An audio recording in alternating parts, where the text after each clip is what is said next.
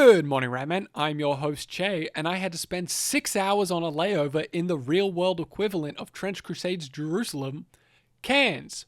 I hate Cairns. And Corgi can't be here today because her computer broke again, but sometimes it feels like you can still hear her ghost. Hey, wait, well, I did not spend $1,800. Wait, $1,800 just for you to ignore me again. Yeah. Yeah, you're the one who helped fucking choose the parts for this. And then you didn't choose those parts, but yeah. Anyway, today's episode is brought to you by RatVPN. There are plenty of data brokers out there trying to steal your private data and sell them to the highest bidder. But with RatVPN, you can give that data directly to the rats in your walls, and they will blackmail you with it. Sign up for RatVPN today with special offer code RATS!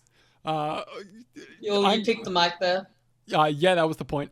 Okay, just checking. I'm sick. Oh, really? So, yeah, that's what that is. We missed last week's episode because I was just kind of sick. I got sick in Japan, and then I got home, and then I got sick a second time. I got infected with Japanese flu, and then got infected with Australian flu, and now it's like, cool. And I'm still sick. I'm mostly fine, but I still got a faintly blocked nose and a cough. But I was really tired and just wanted to sleep and not make an episode, so that's why we missed last week. Sorry about that. And if you're wondering what the difference between the Japanese flu and the Australian flu is, one makes you a lazy layabout, the other one makes you really determined to do work even when you're supposed to be on vacation. I wasn't doing work on vacation. Yes, you were. I did. I recorded a single short. I'm still suspicious that you did more. No. Unlike me, who treated the vacation like an actual vacation and completely forgot about her other obligations. Yeah, you didn't do the things that you were supposed to do. I did one of them, which was read the Hawkeye 2012 comic, which, by the way, yeah, so comics. good. It wasn't job related. It wasn't, hey, do Ratman stuff. I gave you a list of to-do list. You did none of them, and then went, hey, I read a comic book. Thanks. I'm an excellent co-host. This is exactly why he's the host and I'm not. You kidding me? We're sidetracked enough as it is. Yeah. Buckle in for a long episode, folks. And don't look at that bar. That's cheating. Yeah, this might be a long one. This is probably a long one. Also, I think I forgot to mention, I've started listening to Realm Slayer, which is the first Goetic Warlock book for Age of Sigmar. That is an interesting audiobook because it is just a radio play. It's quite fun to listen to. Like War of the Worlds? Yeah, so what was the other book I read? Day of Ascension, right? It's like, oh, this character, they grabbed the sword, or they grabbed the gun, and they ran at the enemy, and you fire their blaster, and that's it. Whereas this, it's just like, oh, people are having a fight. There's one voice actor playing a character going, ah, and then you hear the sound of a sword sheath, and then swords clang, and then the sound of a sword going through a person, and a different voice actor going, ah, and it's like, oh, okay. We're just voice acting this whole thing, huh? Every character is played by a different person. The Gaz book was kind of like that. There were 3 voice actors that swapped in and out dependent on the context of the book. So when it was following the humans, it was narrated by one character, but when it was following Makari, it was narrated by someone else. I like that. That's actually a good touch. Yeah. Today, we are going to get into the full Hell Crew. This is most likely be a long one. Cool. I've already got 2 unrelated images for this. I'm so tired and sick. Let's get into it. And by let's get into it... And before people start going off at me, I'm not the one forcing them to do this. If anything, he's the one forcing me. Yep. This has nothing to do with it, so we're not actually getting into it. But there are ice demons in Finland. Neat. That's why they invented the Molotov cocktail. Still no explanation as to why it's called the Molotov cocktail. Maybe someone called Molotov was just really fun to fire. I'm just like, you know what? Whiskey doesn't burn enough. Tequila doesn't burn enough. I'm going to go harder. Well, it's called a Molotov cocktail after a guy called Molotov. But it was made in spite of Molotov rather than a guy called Molotov went, I invented this cocktail. It was a guy called Molotov kept bombing Finland. And he kept being like, it's just bread baskets. I'm giving them bread baskets because they're hungry. So then they just Made a Molotov cocktail, and it's a Molotov cocktail to go with Molotov's bread baskets when they fucking burn Soviets alive. I'm scared. Also, this happened in like the 30s, and it's like, this is set in the 1940s. 40s? 14s. 1914. Why is it called a Molotov cocktail? Anyway. Like, I get... Probably for the same reason why there's Jesus clones, man. Just roll with it. I get why it's called a Molotov cocktail in the sense that, like, it's a rule for players so that they are aware of this is what this is and why is that. Is it called a Molotov cocktail in the lore? If so, why? Maybe there's just a demon called Molotov and he was like, I'm gonna fuck so hard with these humans. It's gonna be hilarious. So, first up from the Hell Crew, we got the Heretic Legion. This is one of 3 factions, Corgi. Oh shit, sorry, I was drawing a Molotov. I got distracted by Molotovs. This is why it's long. They're 3 factions. These guys... So, Hell Crew. Yep, so Hell Crew and then the Heretic Legion. Wait, so Hell Crew is like the big dog? Like, as in... The Hell Crew isn't... Title of the various Hell Crew isn't a name. I made that up. I just call them Hell Crew because they're technically 3 separate factions, all representing the forces of Hell. So I just call them the Hell Crew. I've been doing it since the beginning. Just... I can't believe someone would do that. Go on the internet and make stuff up. Yeah.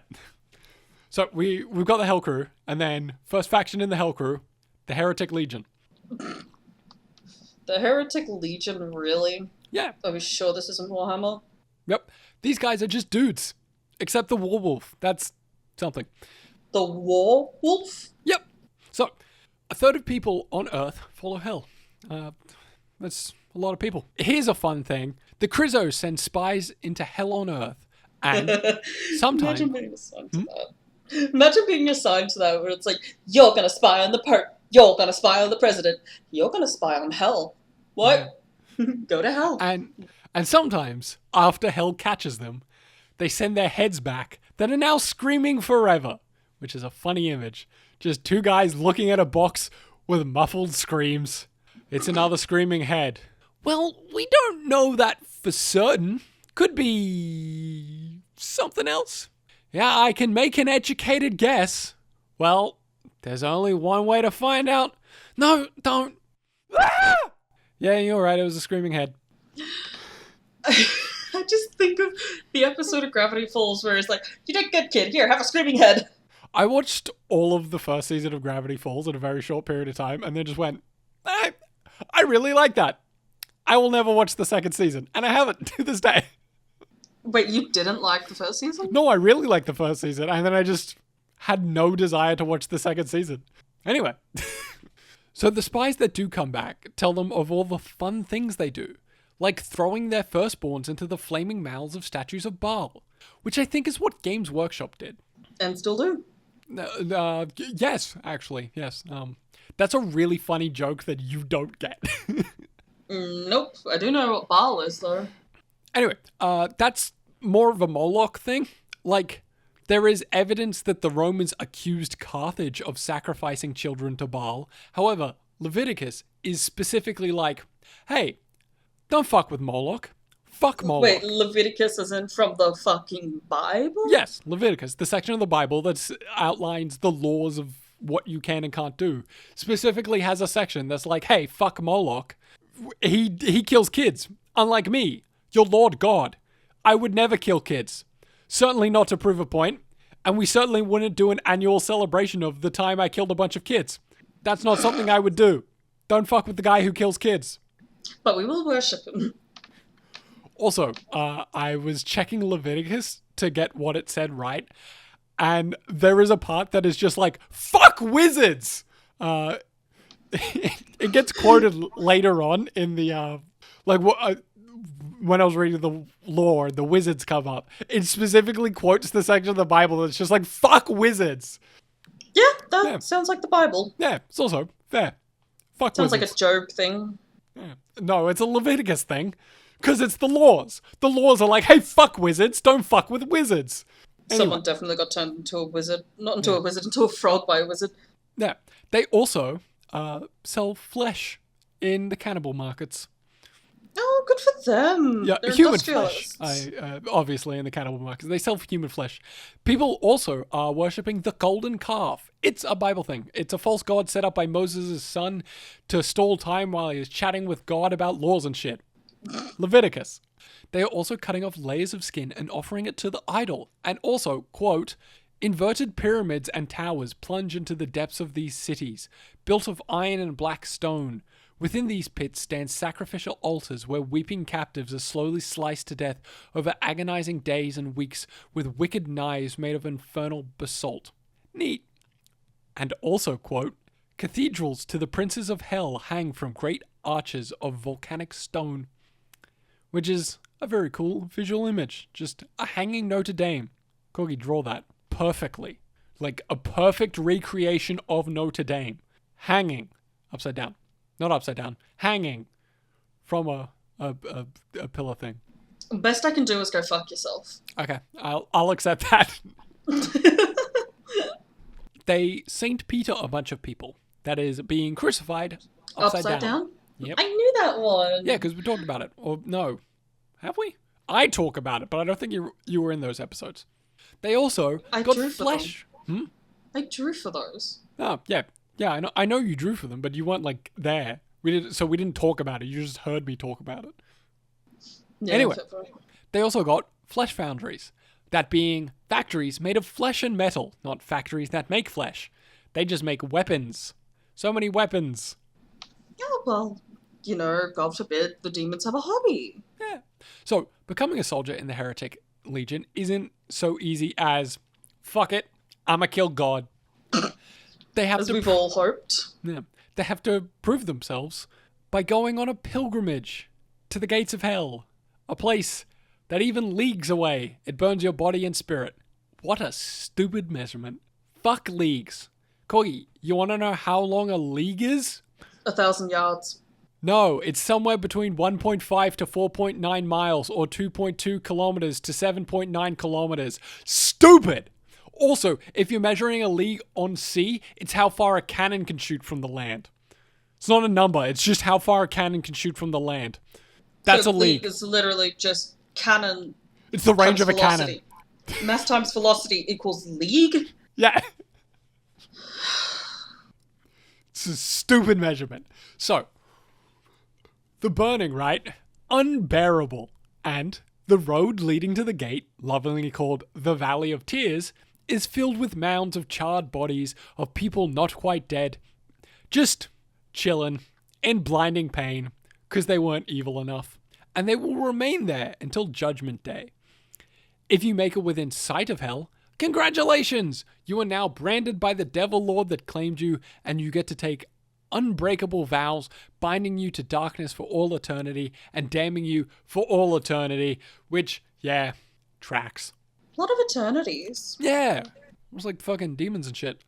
I remember getting into an argument with someone online, and argument is like a loose sense of the word. It wasn't like really an argument. I doxed them and blew up their house. I try to avoid getting into arguments online because nothing productive comes from that.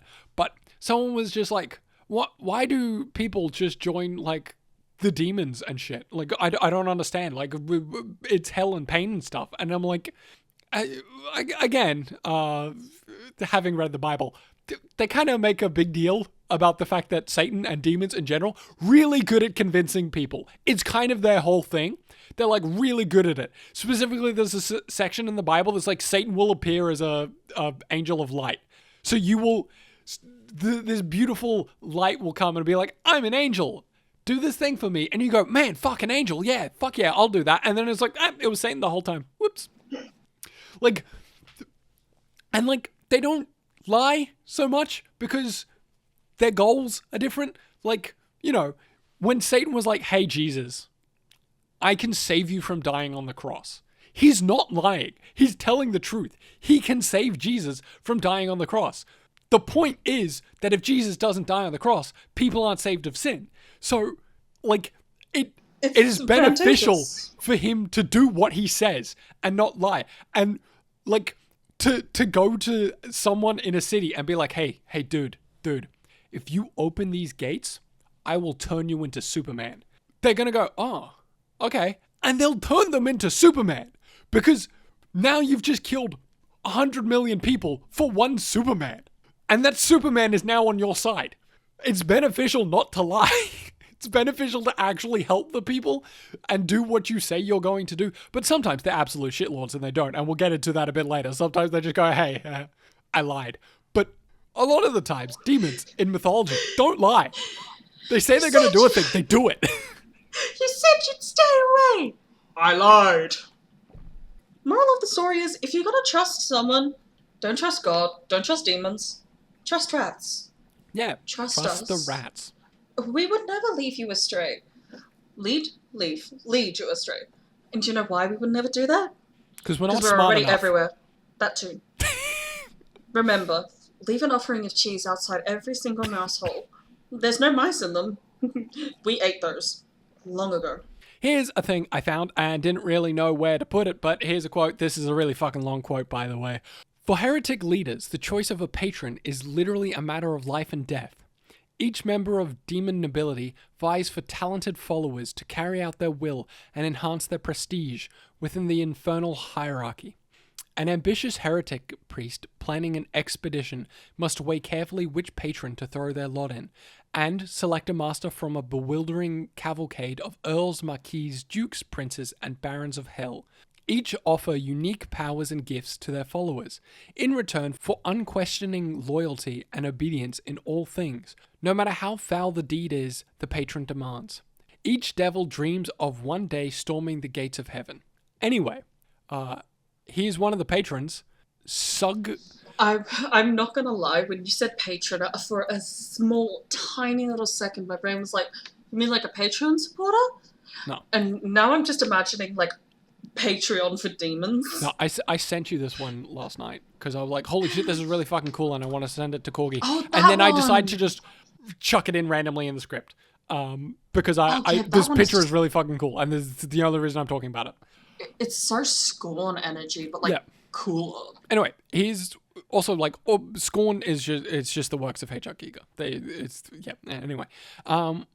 He's one of the patrons, Succoth Benoth, child with an E, of Baphomet. Child of Tartaglia. A popular patron of heretic priests, Succoth Benoth makes his devotees eloquent and twisted in wisdom, allowing them to dominate mortals against their will. He teaches magic to warp both body and mind, leaving grotesque, twisted heaps in their wake. He sets cities and castles and great places on fire, and demands intestines and eyes of captured enemies and animals to be sacrificed to him on altars made of onyx, so he can add them to the foulness of his body. Those especially favored by this wicked demon may be bestowed with a flaming lance in the image of their fell lord. Wounds wrought by such weapons never cease burning, with flickering flames tormenting the flesh of their victims, both in this life and the next.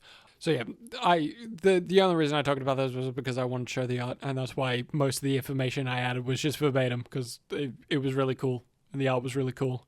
And it is really cool. I fucking love the art. So, you know how this goes by this point? The factions within the factions, then units in the factions. Starting off with my own personal Mandela effect, Trench Ghosts. I mentioned in a previous episode that I remember the No Man's Land ghouls being a bigger thing with movies and games about them, and then when looking for it, all I could find was a passing mention of them existing. This is them! So, when Heretic Legion soldiers die on holy grounds or near holy relics, hell can't yoink them, and heaven doesn't want them, so they just get stuck in the mortal world, or, as I wrote, moral world. So, moral oral. Yeah. So, they become undead. Just attack anyone, including the Hell Crew. They hate life and allegedly obey commands that no living person can hear, which is interesting. Is there a third party somewhere in this battle, or are they following instructions from hell? The answer is yes. So what are those fucking helmets called? The fucking ding ding clang clang. Oh, no man, I found it. What in the fuck are you talking about? The ding ding clang clang helmets? What? Okay, fine. I meant the British soldier helmet. Right, the just like standard bucket. I don't know why the ding ding clang clang, because like they kind of make me think of a bell, like Sure. the boxing bell. They do, that being the Trench Ghosts, still really want gold and magic artifacts. Also, obviously, they are very hard to kill, being that they are ghosts. If comics have taught me anything, you need to just cover yourself in random holy artifacts, making one of the coolest suits of armor in comics, and then just get into a fist fight with ghosts. Are you talking about Moon Knight? Yeah, I'm talking about the Moon Knight costume. Of course you are. As soon as you were like, well, the best way to defeat ghosts, I was like, it's Moon Knight punching ghosts again, isn't Just it? cover yourself in bones and punch ghosts. An armor that appeared in exactly one issue, and then, like 2 years ago, reappeared for, again, one issue. Is that the really sick ass one that you showed me? With the Khonshu head? Yeah, with the bird skull, yeah. That's so annoying, because it's so good. Yeah, it is so good. But the whole point is it just literally just exists to fight ghosts. And he he doesn't design it to fight ghosts. He literally just goes, fuck it, this might work. And then he fights ghosts and he goes, alright, I'm going to keep this in my back pocket and just have this in the event I need to fight ghosts again. And then another comic he needs to fight ghosts and he's like, I've got the thing for this. Yeah, these ghosts, all donning gas masks, I think the reason the rules state that is because it's cool. And the reason I'm stating that is because it's cool. Here's a quote. At close combat, they whisper of the agony of their existence and the pain of their doom, which will never give them rest. Their broken bodies and shattered minds, forced to endure the horrors of war for all eternity, few can withstand such terror without breaking. Not only are you fighting ghosts, but you also get to listen to horrors beyond mortal comprehension. I, however, would simply not go insane. I would cover myself in bones and start fist fighting the ghosts. And I would win. Stop! You just stop doing that. You can't just orc logic your way out of insanity. I said it, so therefore it can't happen. Nah. I hate that it's a meme because Jujutsu Kaisen is fucking ass. But I'd win. That every single time is like horrors behind mortal comprehension. Nah, I'd win. I could take it. You are such a masochist. But like for the weirdest things. It's not a masochist. I could take it. I just want to see how far I could we go. We were literally talking earlier today about my solution to anxiety is just nah. So true. I'm feeling super anxious. I could do that, or I could just not. And then if I don't do it, I won't be anxious anymore because I'll be doing the thing that I specifically don't want to be doing. It works every time. It shouldn't. I would simply not go insane. Anyway, these ghosts hang out in no man's land, like the ghouls from real life. Ghouls! Wait, sorry, hold on. What was that last bit? What was that? Like in real life? What? Like the no man's land ghouls. Ghouls! Remember, I was literally just talking about this, how there was ghouls, allegedly, in no man's land, and I thought, in my memory, they were a bigger thing than they are, where they're just like a historical footnote of like, yeah, and then there were ghouls that lived in no man's land. Whereas I was like, and they made movies about the ghouls. And no one made movies about the ghouls. I thought you were joking. No. Anyway. What happened to your grandfather in World War One? Ghoul. Yeah. What? I believe it's the Wild Men of No Man's Land, if you want to actually look into it. It's not like ghouls, it's called the Wild Men of No Man's Land. But as I said, there's not much information in it apart from people believe there were wild men who lived in No Man's Land. Men drowning in shell holes already filled with decaying flesh. Wounded men, beyond help from behind the wire, dying over a number of days, their cries audible, and often unbearable to those in the trenches. Yep. Sappers buried alive beneath its surface. Yep. Welcome to war. It sucks. Part Night of the Living Dead and part War Horse.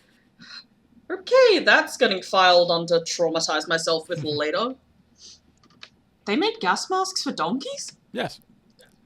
Because they used fucking cavalry in World War One, which is insane, but, you know, World War One was a transitional period between wars. So, you know, they were using Napoleonic warfare with soon-to-be modern warfare. the ghosts, their biggest claim to fame in the game, not in real life, was the ghost of Tannenberg. A bunch of ghosts that won the Battle of Tannenberg, beelined to the Church of St. Jacob, sacked the place, and then, quote, passed into shadow. So, in other words, haunted as fuck. Yep. So for our next faction, that's all there is about the ghosts, right? Yeah, so for our next sub-faction, we've got Whose Boat Is That Boat? No! That's right, it's our fan favorite segment. Whose boat is that boat? Corgi. Whose boat is that boat? It's loading. There it is. Whose boat is that boat? Alright. Let's see. You fucking that is very underwhelming. I'm actually kind of disappointed that you showed that to me. Yeah, whose boat is that boat? Because of how disappointing it is, the British. No. It's the Heretic Naval Raiding Party. I'm so glad you didn't say Gallipoli, because that was going to be tragic. I mean, that is just the saddest tinny I've ever seen. That thing doesn't even look like it would be sold to kids in toy form. For the record, that's how disappointing I did in fact Google tinny when I wanted to find an image. I did search boats. I specifically Googled tinny, and then I found the mini tinny 2.0, and how fucking sad it. No, mini tinny 210, and how fucking sad it looked. This is my favorite. Whose boat is that boat? Some of them have been dumb, like when I fucking. What was the one? When I sent you a picture of a clock. That was great. But just fucking mini tinny. I would just drown if that was part of my rescue party. I'm not gonna lie. If that thing came sailing up and was like, yo, you're about to fucking sink and die a super mega death to the underwater demons, I would just be like, okay, I'm going to be devoured by a goddamn sarlacc for the rest of my life, as agonizingly long as it will be. Because I would rather do that than get in that sad-ass fucking aluminum ditch. Imagine you just... You're sitting on a boat. You're sitting on the beach of your town. And like the rain alarm goes off. And you're like, shit. Naval raid. And you turn and look. And there's just like 100 fucking mini tinnies. With giant goddamn demons on them, snarling, onboard spitting. motor, and they're just driving them onboard motor. There's like 2 guys per tinny, and you're just like, what the fuck is going on? Hell's Legion, and all they can fucking make is that. I don't know why I find this so funny.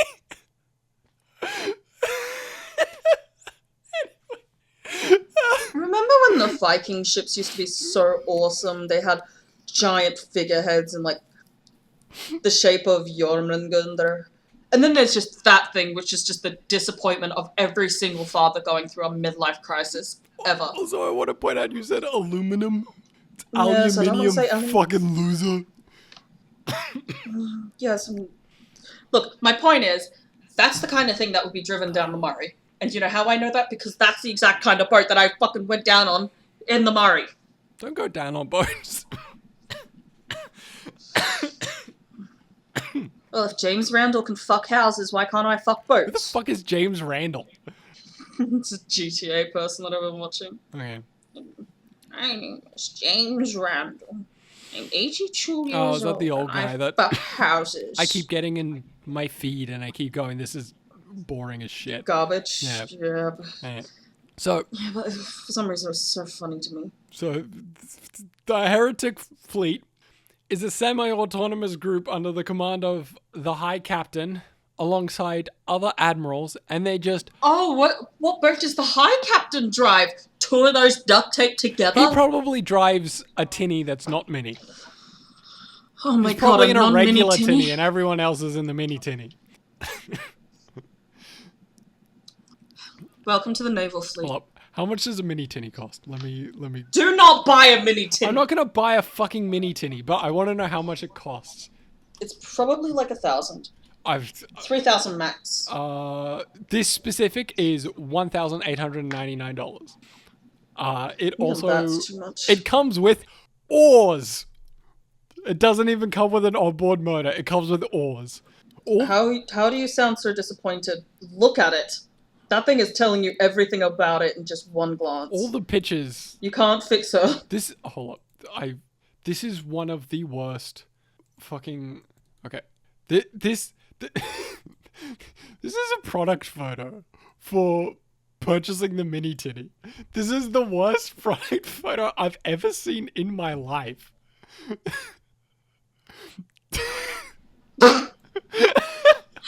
Motherfucker's doing Jack Sparrow. Okay. Divine laws of physics.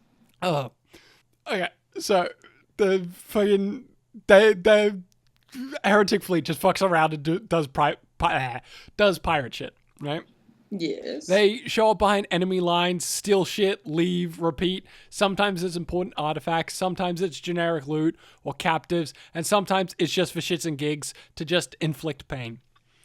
You also On a tinny. have to be one of the best Heretic Legionnaires to join the fleet, which is kind of weird, but okay. You'd think for like pirates, they'd be pirates.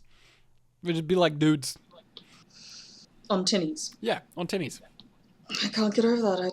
I Do they wear the fucking bucket hats too? I would 100% watch a remake of Pirates of the Caribbean, but every boat is just a tinny. I think that would be fucking hilarious. Pirates of Oceania. Like scene for scene, but every boat, tinny. Anyway. The Black Pearl is literally just a shinier tinny. Yeah. And lastly, or it's a tinny with like a sail. It's just spray painted with flames on the side. Except its sail is like a guy just holding a bed sheet. Holding a bed sheet that says Black Pearl, but it's like in lead speak. And lastly, we got the Knights of Avarice. That means greed. Yes, I played Thorncraft. I don't know what that is, but Shout out to my homies who understood that.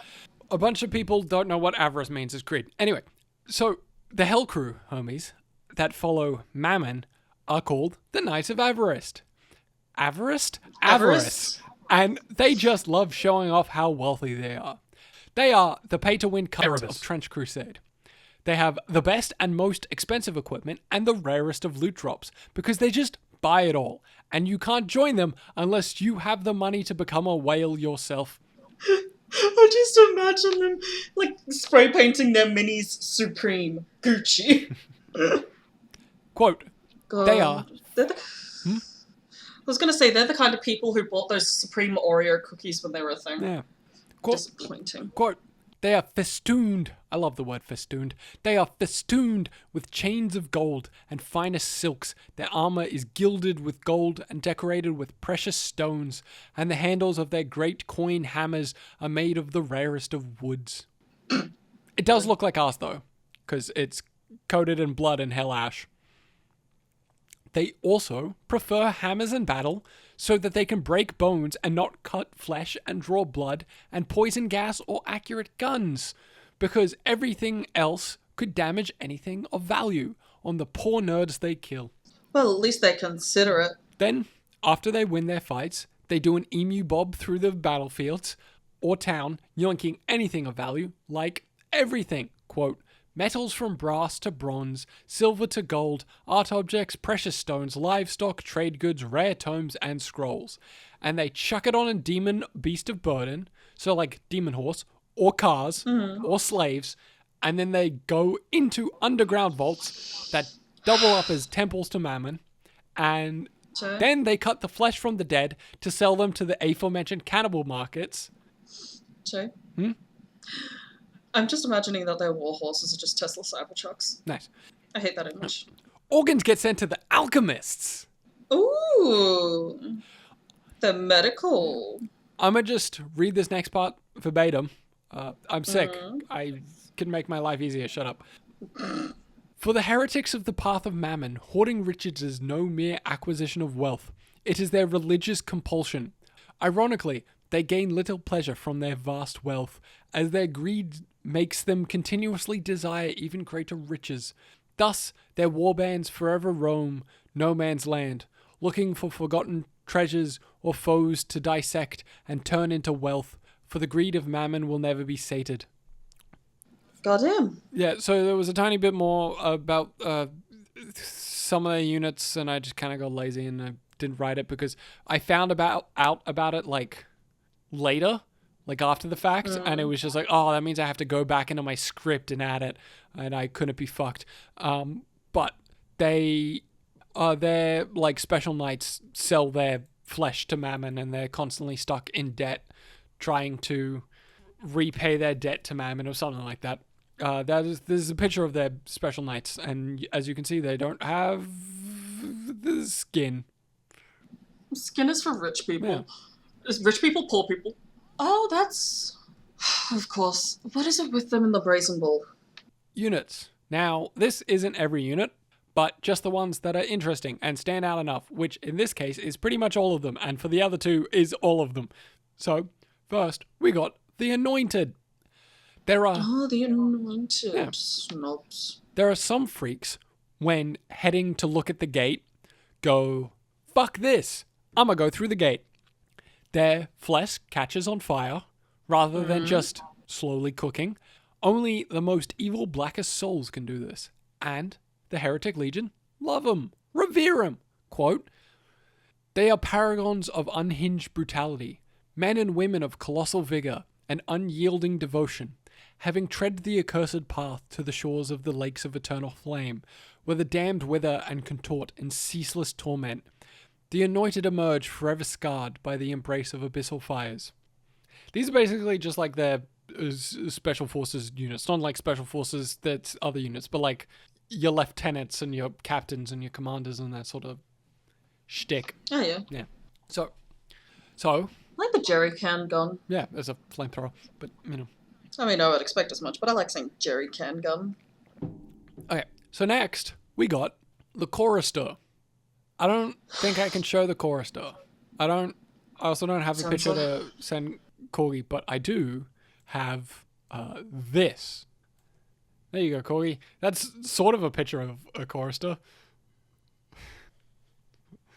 Oh, it's that one! Yeah. Oh, yeah, the one that uses the... I think that's the sigil of St. Peter? Mammon, actually. Yeah. Oh, it also uses the inverted cross of St. Peter. Yeah, but I'm talking about the sigil of its head. That's one of the demonic sigils. I'm not going to lie, it's got a noose on it. I thought that was a spoon. I thought it was carrying a wooden spoon. Oh god, I can see that too, bro. Anyway, so... I don't think I could show the chorister. I certainly will have trouble talking about them, because I don't know the point at which this video is demonetized, a problem we don't have to deal with, becomes, nah man, this video is suppressed. So, kids in the Hell Crew are taught that, quote, God Tyrant, Yahweh, or YHWH, it's a thing. You're not supposed to say the name of God, but I'm not religious, so I'll say it, I don't give a fuck. Also, some people take that to the extreme and refuse to even say God. You can say God. That's his title. You're allowed to say God. But Yahweh demands complete obedience, which, yeah, I've read Leviticus. Like, every other line is, I am your Lord God. If a lizard touches your pots, destroy it, for I am your Lord God. Also, you can't touch pigs because it has hooves and doesn't chew cud, and that makes it an abomination. The fuck you mean it's an abomination? You made the thing. You can't just go, hey, I made this. Stay away from it. It's against God. It's unholy, sinful, abomination. I despise this freak. You made the fucking thing. I'm sure we've all felt that way before about our creations. I've saved it to the heresy episode to get into my complaints against God. He's so weird. Like, New Testament God is all peace, love, and happiness and coming together to build a better world. And Old Testament God is just, bah. New Testament God is resurrecting the dead. And Old Testament God is just turning people into salt. Let's be honest, that's very biblical. Yeah. Anyway, Old Testament God being very Greek aside, these dudes, the chorister, they're like, hey, you know what's a mortal sin? Murking yourself. And you know what's an even mortaler sin?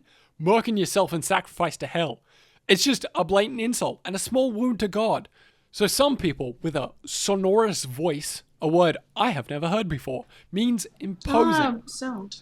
But there is no way in hell, that they will ever become a heretic legionnaire. They instead go to the altars at the foot of the upside down pyramids, which they have a nice family-friendly nap and get superpowers. What they certainly don't do is carve runes into their flesh till they die. If that was something they would do, the more runes and the more pain they went through before they were to hypothetically die, the devils would like that more. And the most devout would, how do we say this in a way that YouTube would be cool with? Slit their own throats trying to get as deeply as possible before they die. Now, Colombian necktie. no, that's a different thing. Now, most of these guys burn in hell. Yeah, tracks. But some of them get to respawn in 9 days as a chorister. Generally, to the most wicked, because the demon princes find it fun when they die for nothing. Yeah, that sounds about demonic. We've got this priest to unalive. They're not priests, they're just dudes. You got this dude to unalive. It's funny as hell. Anyway, they then, once resurrected, finish their attempted decapitation and walk around with their severed heads singing hymns that they learned in hell school, where they got taught terrible religious songs, which is what I did in high school. I've said it before, but Jesus Sat by the Road and He Cried is a terrible, terrible song. I hear it in my nightmares. Also, their blood dances to the music, spurts out and changes shapes to the lyrics, in symbol form, not written word form. But that would be hilarious. I just imagine them singing like the worst songs ever. Like that goddamn TikTok song. Just like, oh no, oh no. Yeah, that's a fucking awesome. Oh no. I would actually kill myself. Yep. Sorry, I would actually unalive myself. No, I'll keep killing myself in there. Which, gonna get demonetized. I want to take a moment as an aside. People are like, these guys are so grimdark and really set the setting when they are literally walking sing-along lyrics. Their blood turns into the symbolic lyric to the song they are singing. These guys are fucking cartoonish. It's so Deadpool to me. Not even close. Read a fucking comic, man. No, but I'm saying like the concept of like, it just seems like if Deadpool ever did a sing-along, I feel like he would somehow do it. Like Deadpool opening credits, sorry. Like that sort of thing. Where it's sort of like... Yeah. You know how like Disney has those fucking like sing-along versions of the thing? Yes. Yeah, it's just like a Disney movie. The choristers are a Disney movie. That's what I was thinking the entire time. Like, these motherfuckers just have Moana lyrics fucking appearing. They're walking behind, like, with an army of fucking Heretic Legionnaires behind them. Just go, what can I say except you're welcome. That's the only song I know from that movie. I haven't seen it. Yo, imagine you're just, like, fucking getting stabbed by a guy from hell and it's just go, what can I say except you're welcome. That's just what happens when I send you to heaven when you die. What could I say except you're in hell? So are we. The more we sing, the more likely Disney is just going to be like, nah, you're getting a little too close. Yeah, unfortunately that tracks. Yeah. Anyway, they also answer a call that no living thing can hear, which is possibly the same thing that ghosts hear. So, people who hear the hymn get event horizoned and see visions of hell. Where we're going, we don't need eyes to see. Fuck. I coughed during the line. Let me take that again. Where we're going, we don't need eyes to see. It also notes that one of the first things that new recruits experience on the front lines is the visions of hell from the chorister. Ah, time to show these heathens the might of God. Hellbeam, go! Ah, fuck! Anyway, there is a section in the hospitals of New Antioch specifically for people who get hellbeamed and never get over it. They're just tied to beds to scream about hell visions as much as they like, which I would also like to point out that there is a special hat that helps fight these visions, and there are a Trench Pilgrim group that specifically refuse to wear the iron capriots and go, instead opting to go, nah, I can take it. Yeah. I knew it wasn't real. The visions or hell? You know. Yes. So, heretic priests. These are the leader of the warband. They are hell wizards. They recite gospel that causes Chryso's ears to bleed and eyes to pop. It's about all on them. Next, we got Warwolf Assault Beasts. Warwolf.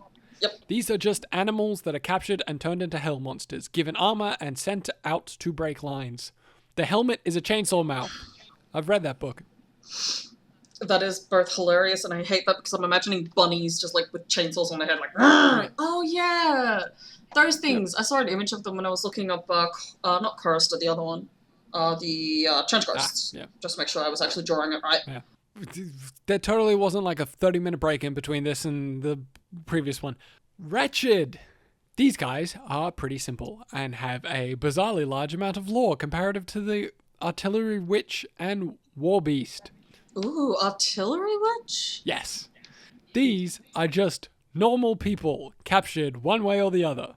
They'll be butchered or used in factories or rituals, but they can get their freedom by fighting for the Hell Crew, because Hell has laws. As long as you fight God, you can earn freedom if you do a good enough job. No, wait. You can earn freedom if you do a good enough joke, which is what I accidentally wrote. I meant job. If you do a good enough job. It's in honor of Satan's rebellion. So these guys fight on the battlefield. They are also infected with flesh-eating tattoo curses, so they don't escape and get drugged pretty heavily. However, if they work for the court of the seven-headed serpent, more on them later, they get tortured to power Goetic magic, also known as magic. Goetic. Yeah. These ones as get to spend some time in hell. Strong? Man, I'm a good writer. These guys, the ones specifically for the seven-headed serpent, they get to hang out in hell, and it kind of just breaks their brain because people aren't supposed to be in hell. And let me guess, you would handle that just fine because you wouldn't break your brain? Yep. I could take it. Anyway, artillery witches. So, hell yeah. These things can't speak and have their faces covered. I should have said, give me a second, I'll get a picture of an artillery witch for you. Mm-hmm. It's a really good picture. You just lift the hood and it's Nigel Thornberry. Smashing. Okay. Oh, that is fucking awesome. So instead of like casting spells, she just telekinetically holds bombs. Yeah, basically. Or artillery shells. So these things can't speak and have their faces covered. No one knows if they are living. And rumor is they are artificial and created in hell. However, the lore primer states they are specifically from hell and not mortal, and they have the artificial life ability, so probably on the created side of things. So these guys just open up portals to hell and spawn an infinite number of infernal bombs and just lob them at people. Yeah, that tracks. Just spawning bombs into the battlefield. Then we got the Goetic Warlock. So these guys are created in factories in the third circle. Gluttony. So they get captured priests and related occupations. They burn their flesh away and then shove the living skeletons into a mech suit, which they cover in Goetic ruins, which is literally just magic, though more ritual use magic than... I didn't write that. I didn't follow up on what the that is. Ritual use magic, they're just like, bleh, lightning. But this process sucks, so they make a deal with demons to end their pain. Thus, they now have a mech wizard. So their gaze causes necrosis. They got the rotting vision. And love it. Close up just kill people with claws. What they usually do is grab someone and then teleport away and slowly kill them away from everyone. There is also very few of them because they're such a fucking process. So only the best of the best get to given one for their warbands. Hold up, I think I have a picture that I want to send you, but I don't remember what unit it is. I think it might be yes, it is. Okay, the Goetic Warlock have a fucking amazing picture. Oh, that's fucking gnarly as shit. It actually kind of reminds me of the Children of the Earth season of Torchwood. Oh yeah, kind of, yeah. So next we got Sin Eater, not to be confused with a Marvel character involved in the origin of Venom. So these are humans whose greed and hunger for human flesh merge with the corruption of the gates of hell have swelled them into enormous proportions to the border of bursting to match their inner wickedness. Beelzebub loves these guys, one of few guys not from hell that he loves. So a Wendigo? Not really. Like, kind of, but like not really. I wrote Sub-Eater. Whoops. Now that's how you get me interested. There you go. There's your Sin Eater. What a little fellow. And lastly, Death Commandos. So the Heretics send really young kids to hell. Of course they do. Most don't make the recruitment cut, and most don't survive the process. Those that do chill in the seventh circle, that being violence. Quote, they are taught the deadly arts of assassination by the damned souls of the greatest killers and murderers, whose souls now reside in hell. Which is funny, because it's the way it's written is very much like, hey, some of these people are in heaven. Missing some of the best professional stabbers. They're in heaven. Also, presumably, they are going along with the Cain can't die thing, so he's probably not one of the greatest killers. Like, there is a death commando called Cain, but there's also a thing called the Lesser Mark of Cain, which is a weaker version of the same mark, and it makes the unit harder to kill. So probably, Cain can't die. Back to the point. Yeah. They master a whole heap of weapons and poisons, the latter seeming kind of redundant because they use Tartarus claws, which are quenched in the river Styx during its forging process, which is a venom more potent than any mortal venom, so I don't know why you need to learn to use other poisons. They also learn to slither like a snake. Fun fact. What do they look like? Oh, I have a picture of this. I can send it to you very quickly. I don't have a picture of this. Whoops. You lied. Yeah. I'll tell you what, they don't look like a snake. Like, they kind of look like a snake, but like them slithering like a snake is kind of weird. Ugh, yeah, I can sort of see what you mean there. Yeah. So, fun fact, the serpent in the Bible that convinces Eve to eat the apple is just a serpent, not the devil. Oh, here we go again. Yeah, and because of that, of what it did, they are cursed to crawl on their belly forever, and it's a point of contention in the biblical scholar community exactly how they moved prior to that. Coil up like a spring and bounce is a proposed option. Yeah, just imagine pogos. Yeah. They also have silenced pistols, which is just humorously normal. They also have a stealth generator that diffracts light to hide from people, and a device with the heart of an innocent and evil hell magic and science that hides them from God. Neat. Science that hides them from God, Yep. like... Well, the device has an innocent heart, and then they chuck in a bunch of that's hell what you mean. magic and use science, and that hides them from God. I thought you just meant, like, they had, like, God camouflage. Yeah, they can't be seen by God. Not through science, but by a mixture of science, magic, and a heart of an innocent. That's horrifying, but also kind of cool. The Death Commandos are the most feared by the Crizzos, which seems dumb. The guy who will kill you and you will never see it coming, or the thing that can just spawn bombs and won't just stop throwing them, or the giant werewolf-looking thing with a chainsaw mouth, or the guy that shows you what hell looks like. Okay. Yeah, but... a little sneaky snake. Anyway, there are 3 named Death Commandos: Cain, Barabbas, and Hammon. Cain, obviously, being or is named after Cain. Barabbas, it's double B, so Barabbas. Barbarous. Barabbas, being the guy that was freed instead of Jesus during Passover, when he was getting murked, and Hammon. Oh, that's what that meant in Life of Brian.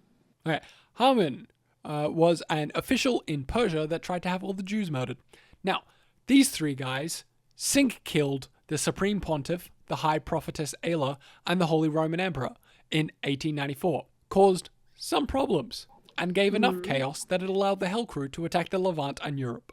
They also only communicate in sign language because once they graduate murder school, they celebrate by ripping out their tongues. Neat. I was about to make a joke about, hey, how inclusive. No, they just rip out their tongues. I mean, hey, you can be included in it if you want, but at the same time... Ugh. So, that does it for the Heretics. So, moving on to the next faction. The zombie guys. The Black Grail. So, the Black Grail.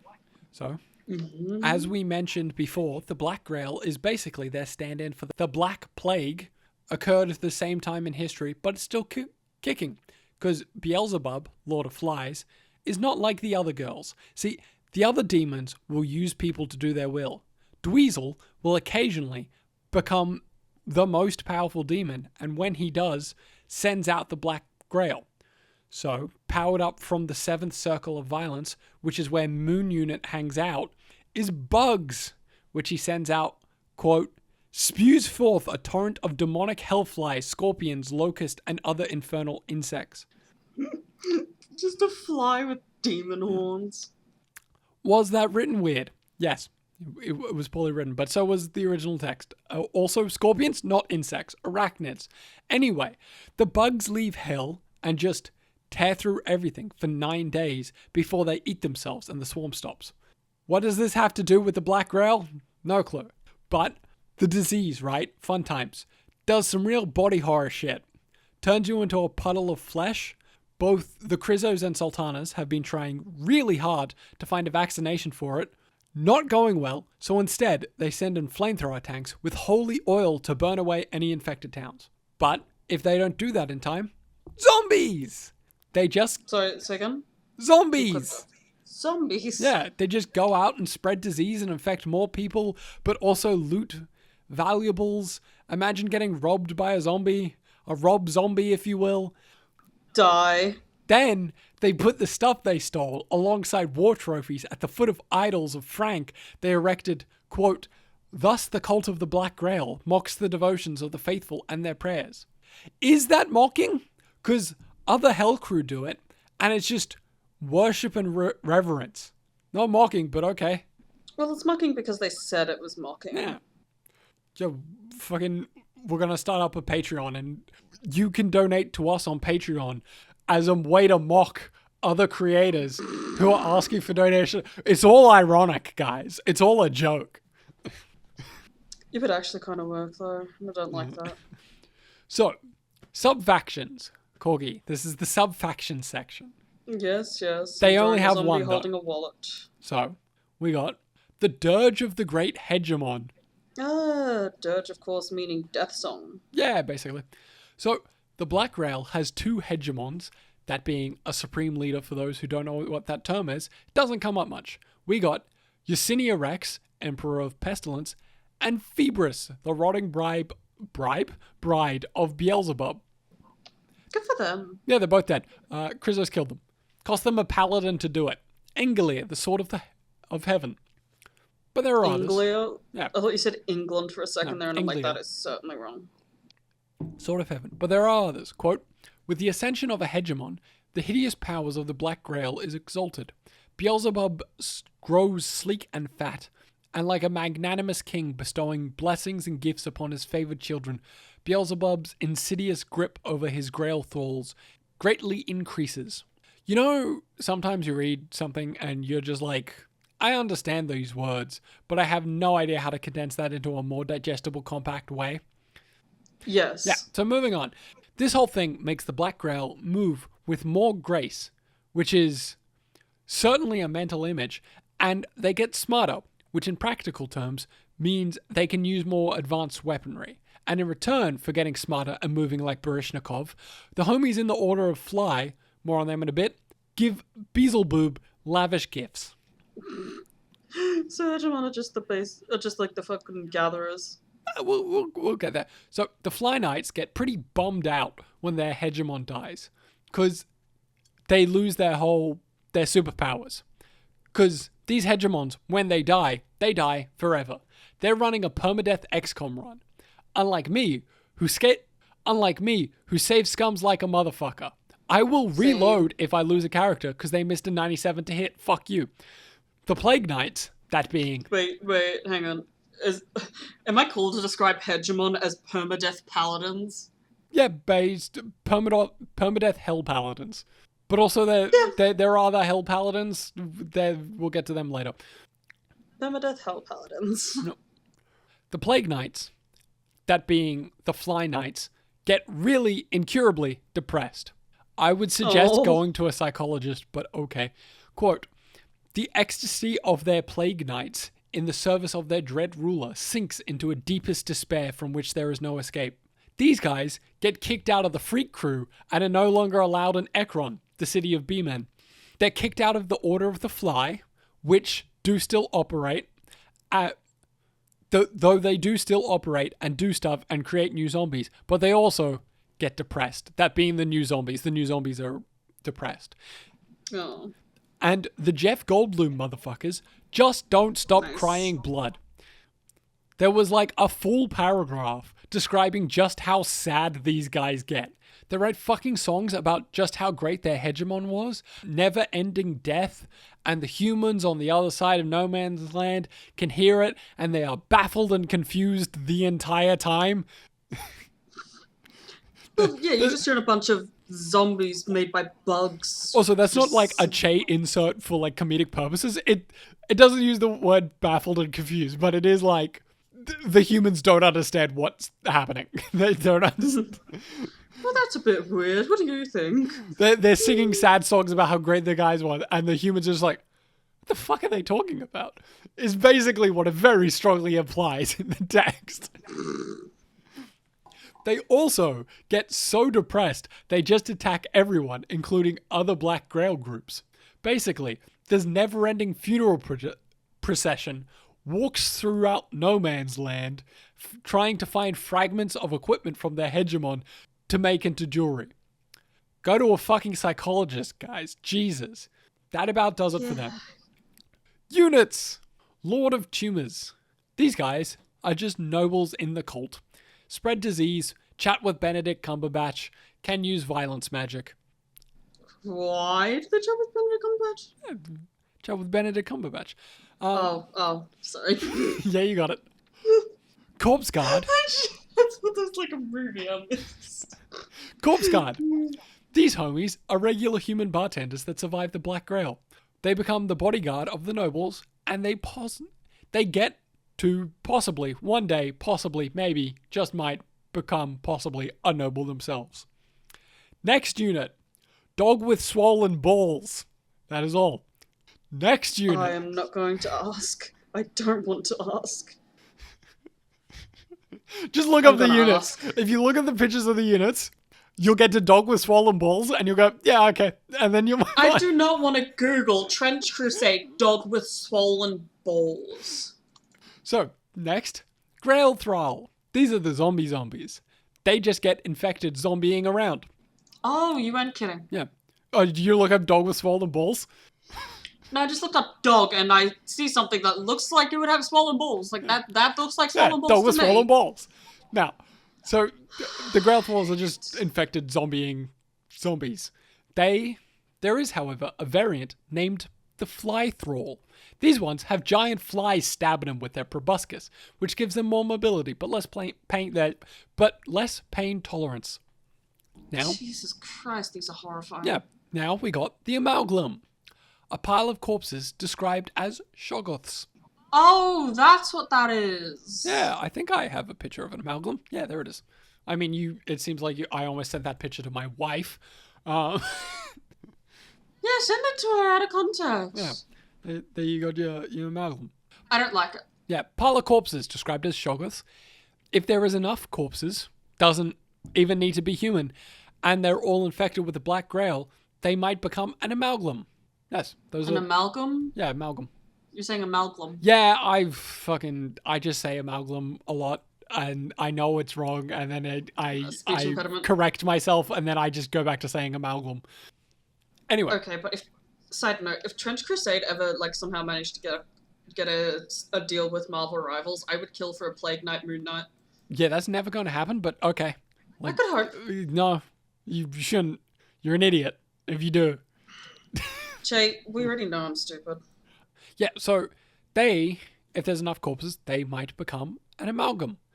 Just a walking behemoth of zombie wielding whatever weapons the people that make it up were wielding at the time of death. These things are gluttony personified. They just consume flesh everywhere they go, no matter if they're about to burst. They are also hard as fuck to kill. Even heavy weapons struggle to do any real notable damage. It will also... To be fair, a lot of bodies. To be fair, a lot of body mass. Yeah. It will also just absorb guns it finds on the battlefield to add it to its arsenal and uses ruined tank parts as shields. Nope. That's just a nope from me. Okay. Next, we got the Heralds of Beelzebub. Which look kind of similar to Amalgams, except somehow worse. Yeah. So much worse. Well, they're giant floating bees, basically. These remind me of a unit in a game. I can't remember what. It's not the drones from Halo.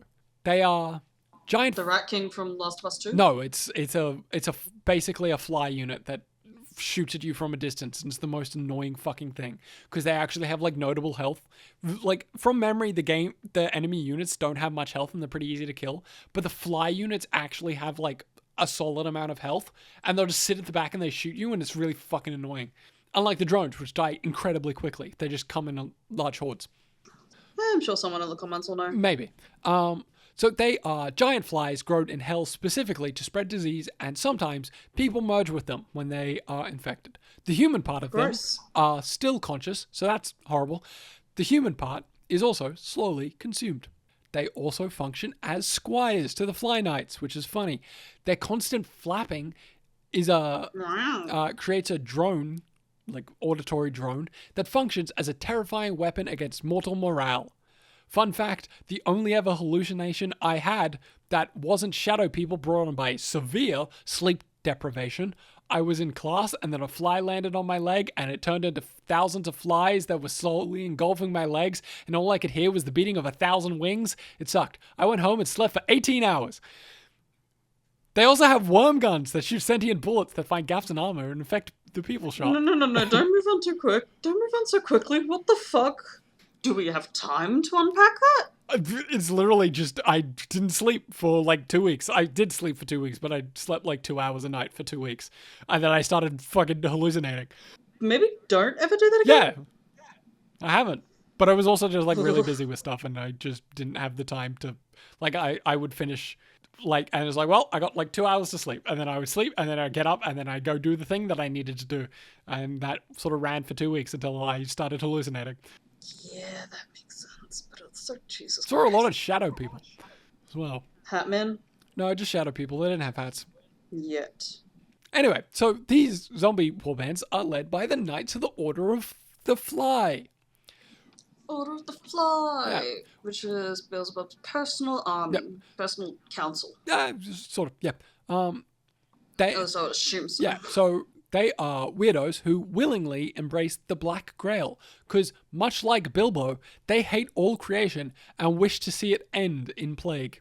Now, a lot of infected people will specifically ask to be spared in exchange for worship.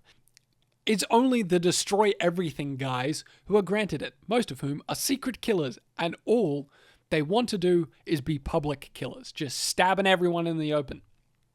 These guys... God forbid people have hobbies. These guys get knighted and become plague knights in the Order of the Fly. Once the plague arrives, they just walk out and get infected, and their body warps into a, quote, cadaver-like creature halfway between life and death. They retain their sentience, but lose most of their memories.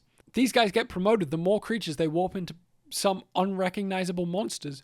But when I do it, it's who let you into the zoo. Not again. They do have 12 special fly knights that were created specifically to mock the 12 paladins. Nice. Bertrand... I just imagine, like, literal flies. Yeah. Bertrand Russell really seems to do a lot of shit out of petty spite. I'll make my own paladins with blackjack and hookers. These plague knights are called the Great Champions of the Fly, and they hang out in Ekron, Barnaby City. They do occasionally do stuff. Quote, the mightiest of the plague knights strike forth, following orders carried out by the deafening buzz of trillions of beating wings of hellflies. A lot of wings. Oh god. I just imagine the B movie with Beelzebub, and I don't like it. I almost included a B movie reference, but I didn't. Coward. Yeah. Now, lastly, we got our last faction, the Court of the Seven-Headed Serpent. So... The Seven-Headed Serpent, that's Leviathan, Nope. right? Kind of. I was wrong. But no. In this specific case, no, it's referring to a thing in lore. But possibly Leviathan, maybe. It's probably a revelations thing. So you said the Court of the Seven-Headed Serpent? Yep. Just making sure I heard that right and I didn't just hallucinate something that sounds like an anime stuff, an anime title. So, in Dis, the city in Hell, named after Disparta, aka Pluto, aka Hades, sits the Infernal War Council, run by 7 of the best archdevils, each representing a different one of the 6 deadly sins and the one fun one. You can decide which one that is. They rule the court of the 7-headed serpent, which is what is running the war against Earth. It's a bit of a Skaven council where the archdevils are constantly swapping out for a myriad of reasons. I used myriad when I was writing the script and I'm like, oh man, myriad's such a great word. And then I was reading further in the lore and then they use myriad very shortly later. I'm like, great minds.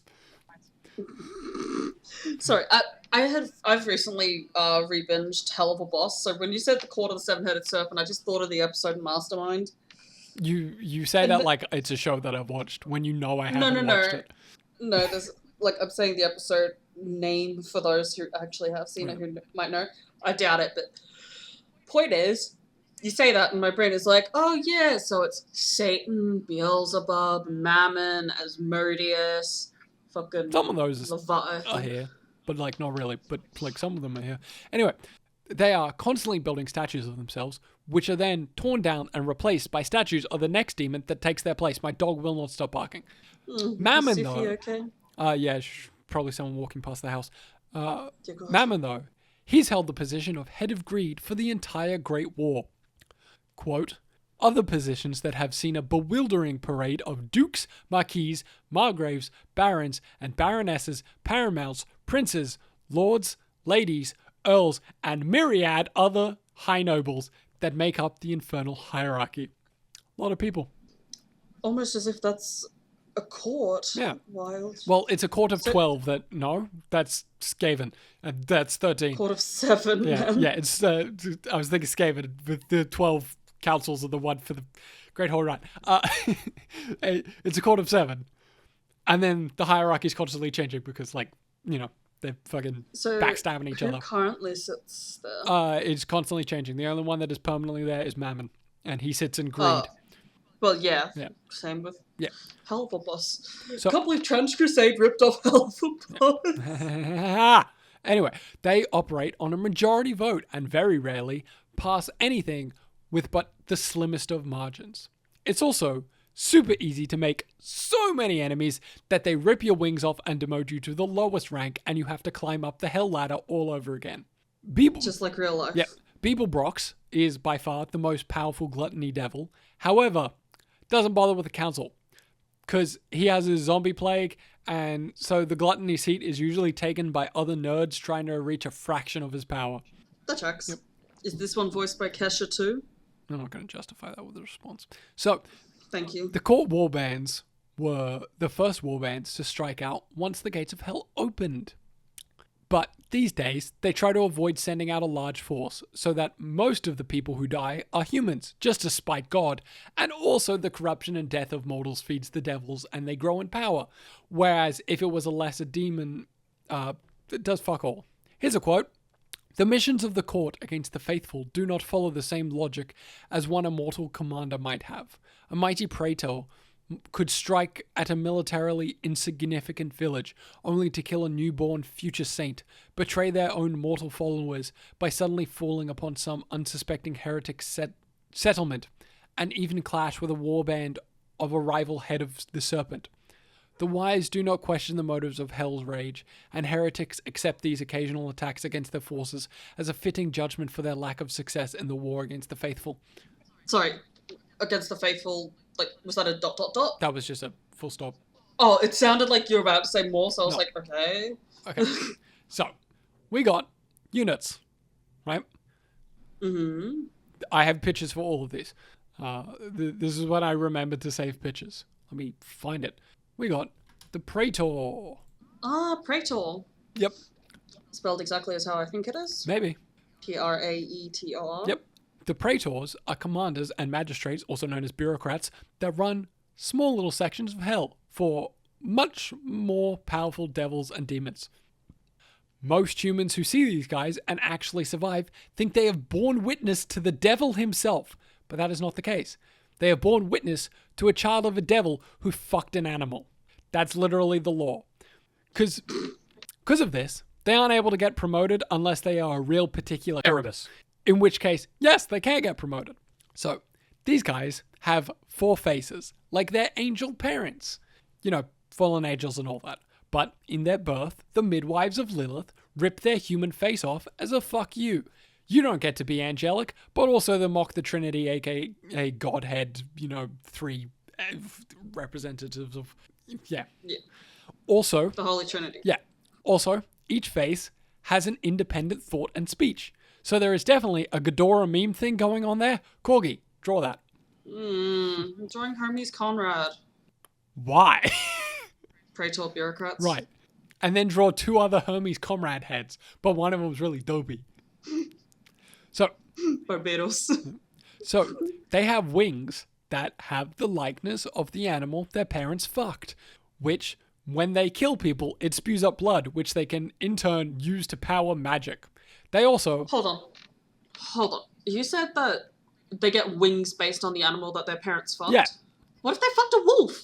Then... Wolves don't have wings. No, it looks like a wolf. Their wings will look like a wolf. Oh, sort of like butterflies. You see the wings in the picture I sent you? Does that look like wings? Sorry, I thought there was another note. Oh. Or does that look like giant rippling arms with mouths? In my defense, I did also just get a notification from someone else and I thought it was from them again. Okay. And on second hand, what the fuck? That is so teethy. Yeah. 3 heads. Each one talks independently and has independent thought. One of them I like his belt. is dopey. The man with no face? Yeah. That's the 4th face, isn't it? Maybe. I don't fucking know. Just a person of everything! I do, usually. They also lie a bunch, but that is also standard demon shit. The devils love them, though, because they are basically discount devils, but unlike devils, they can go into the mortal world because they are part animal. Because if the fallen angel enter Earth, they break the peace treaty, and it escalates into a direct war between heaven and hell rather than a proxy war. Yeah. So they can die, though. So despite the fact they are mocked and treated with disdain by the devils and demons, they do give them a lot of gifts. A real, you're a fucking loser and I hate you. My smiths made you some of the best armor, please don't die. Now go find me angel artifacts, fucking nerd. It's sort of that vibe. Look at this fucking nerd. You're a fucking loser. I hate you. I wish you all success in everything that you do. I fucking hate you. I hope you succeed. I love you. I hate you. You suck. Now, if they do succeed, they get given even more shit from the demons. And if they don't, they get given to the people they condemn to hell or turned into a hell knight. More on them later. But sometimes they get dark apotheosis, in which their mortal side is destroyed and they ascend into full demonhood and become a noble. Dark apotheosis, because of course apotheosis means ascending to become godlike. Yeah. I just imagine it's like, now I'm a god, and then God comes in and he's like, no, and immediately kills them. Yeah. Well, God's not involved in the fight. Yet. Yeah. God's gonna come and fight? So next, we got Sorcerers. There was a lot, but in the interest of time, at the end of the day, they are wizards. Devil Lords that have them by the thousands. They are made of slithers of angels cast from heaven that shattered after their fall. They aren't dead, but not alive either. Just stuck in the point of their death, lost all their angelic powers, but can still do magic.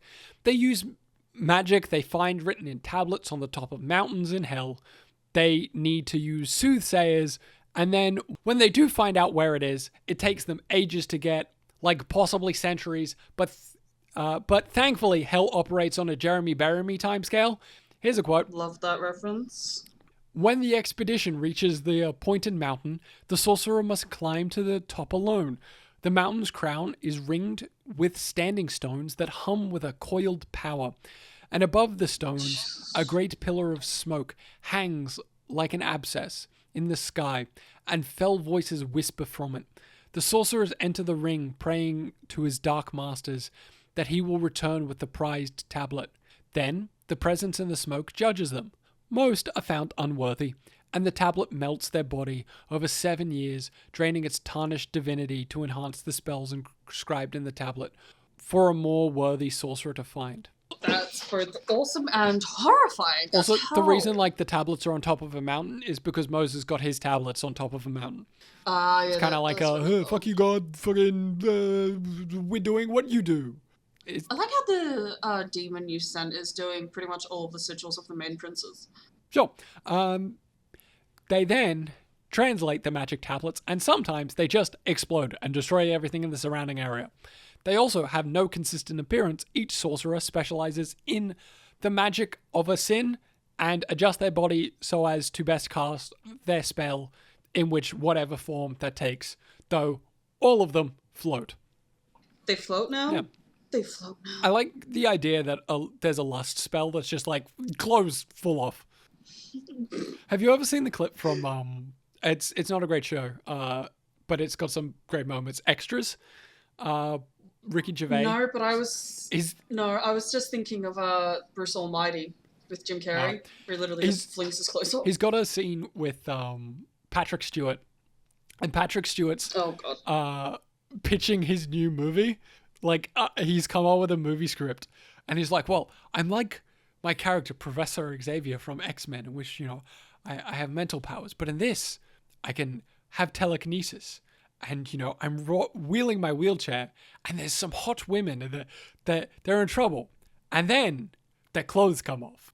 And then and it's just him describing all these different, and then I meet some women, and then their clothes come off. Then Posh Spice walks in, and their clothes fall off? Instantly. Sure. I like to think there's a spell that is exactly like that, where it's just clothes come off, and they're like, fuck my armor! And then they get shot. Meanwhile, the stigmatic nuns, they're just like, and? My clothes are already off. Peels off the skin. What defines clothes? Armor. And there's specific circumstance, armor. Yeah, that checks. So, Desecrated Saint. I got a picture. Where is it? Is it this one? Yep. So, the Desecrated Saint. Ooh. These are what they say on the tin. They are the most prized unit of the Lords of Hell, people who were supposed to become saints, prophets, and the like, but instead got corrupted. Very few actively went, fuck it, I'ma be evil. Literally the embodiment of the path to hell is paved with good intentions. Here's the list of examples. Quote, pride, desperation, or an eagerness to achieve martyrdom led them to commit some indelible sin or evil, often for the motives they believed to be good and pure. Some sacrificed living humans thinking it was what demanded of them. Others carried on wars after they were commanded to stop, or sought to do miracles through magic. When they died, they get chucked into an unholy reliquaries, and then they wake up in hell in the same reliquaries. So, the body... Reliquary. I flubbed the word twice in a row. It's reliquary, not reliquary. Fucking reliquaries. Yeah. So, the bodies are the reliquaries, which is basically an unholy dreadnought. As someone said, a dreadnoughty. I wish I could claim that, but I saw it on Facebook. The body is made of the followers of the saint, the Desecrated Saint, and then also its greatest enemies that it manages to kill. Also, the devils that control them love to show them off and fight over who is the most tricked out. And again, with the mockery, these fuckers are covered in shields because of the Tower of David and its Thousand Bucklers thing. Also, quote, due to the deviation of the saint's mission to the service of evil, a dark aura surrounds it. Within this area, the laws of God are perverted or cease to exist. Down is up, strength is weakness, and the strongest of shields and armor are brittle as glass. Neat. And yeah, that does sound pretty neat, but also pretty fucking horrifying. What the hell, man? I mean, these are the hell people. Yoke Fiends! They what? Yoke Fiends! Yoke.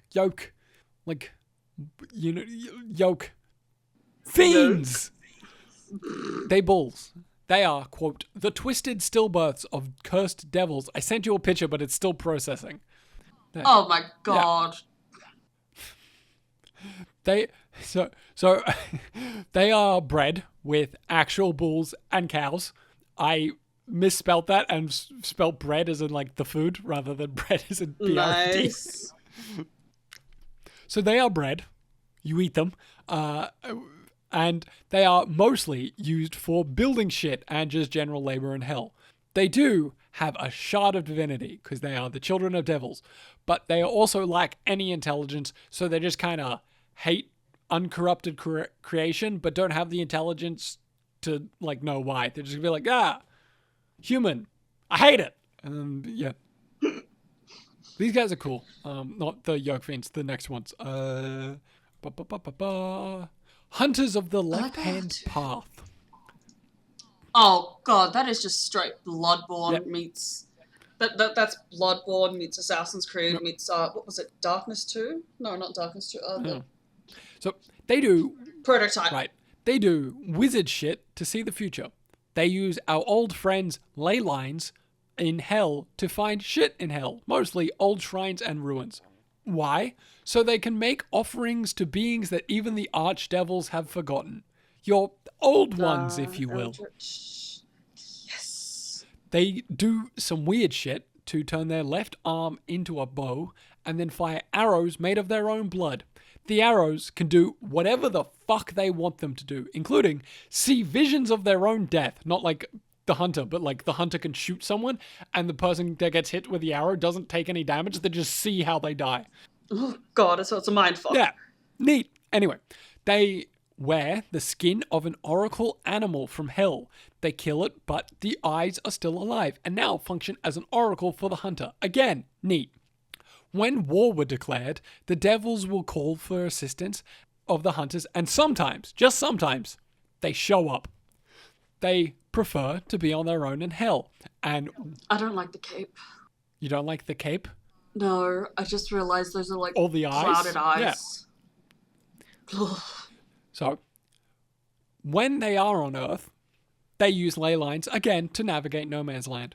Why would they want to go to no man's land? Well, but sometimes they want to find some shit for whatever reasons. Yeah. Demon Yeah. shit. Anyway, Hell Knights. Now, these guys are the aforementioned fallen angels and humans ascended into devilhood that ran afoul of the devils they work with and now just got shoved into the armor. Which isn't a pleasant experience. Because they just... No, but the chain cape's hella fucking Yeah. awesome. They just condense them into the armor. They will fit one way or the other. Quote, "It is said to glimpse the body inside is to gaze upon the sheer horror of divine flesh, warped with glaring eyes of light, mouths uttering blasphemies, and pulsing inner organs that gibber and shriek, crushed into a space barely a tenth of their original form." It also says that, like, they can be like folded like 1,000 times over to just like Like shove paper. them in the armor. Anyway, they are also pricks. Despite fucking up catastrophically, they are still super prideful. They are also surrounded by floating candles. Cool. Like, those floating candles aren't just like artistic, they just look like that. They are surrounded by floating candles. So, sort of like pauldrons. What? Like shoulder things, pauldrons. Yeah. But you see, they have pauldrons and then there's also floating candles. I don't understand. Yeah, well, most of them already have skulls, but they still wear skulls. What? Get fucked. What the fuck are you talking about? I'm saying that just because they have pauldrons doesn't mean they can't have cool candle ones too. But the candles are floating. The candles... I'm sorry, is that where you draw the line of, oh, that's a bit fantastical? I literally said Considering it. what we're It's cool. It's cool. We're arguing the same point. You just made a bizarre statement. And I'm like, what the fuck was that statement? And you're like, fuck you, you're wrong. They're cool. I never said they weren't.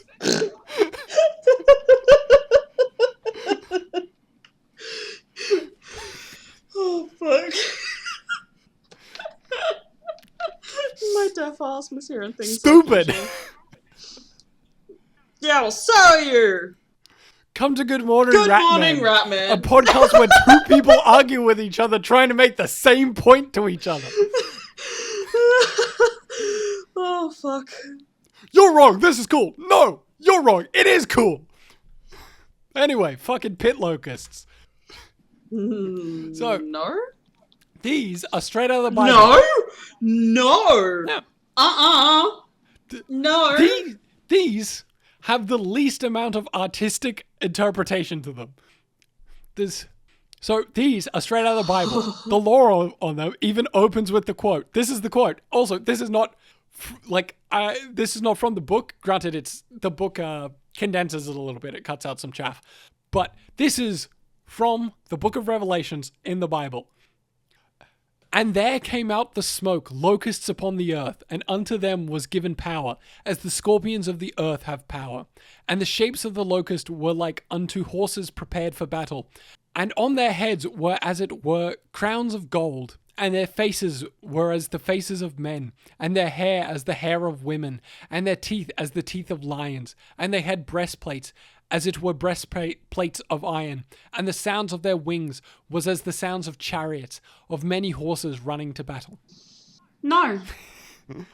I've said before, read Revelations, it's a fucking trip. It's wild. It's just a fucking insane.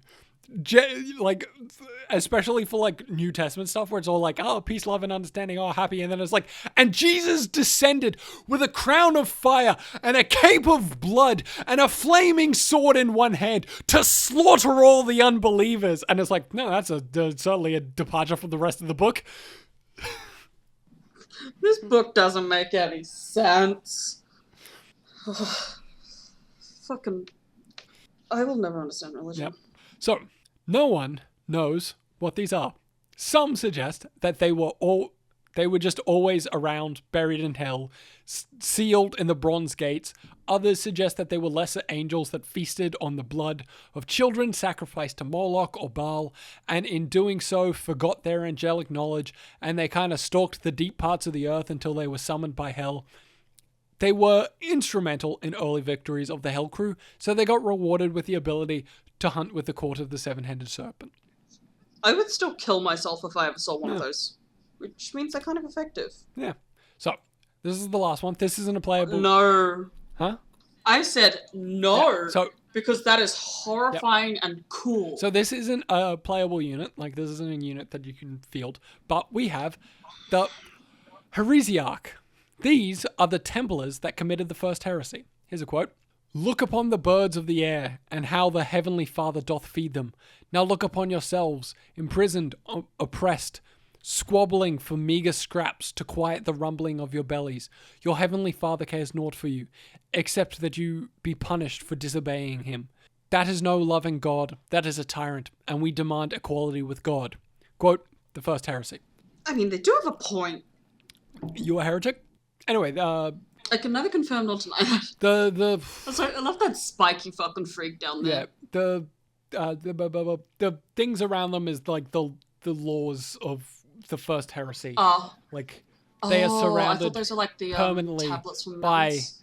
the first heresy, which seems to be like some sort of oath they took or something.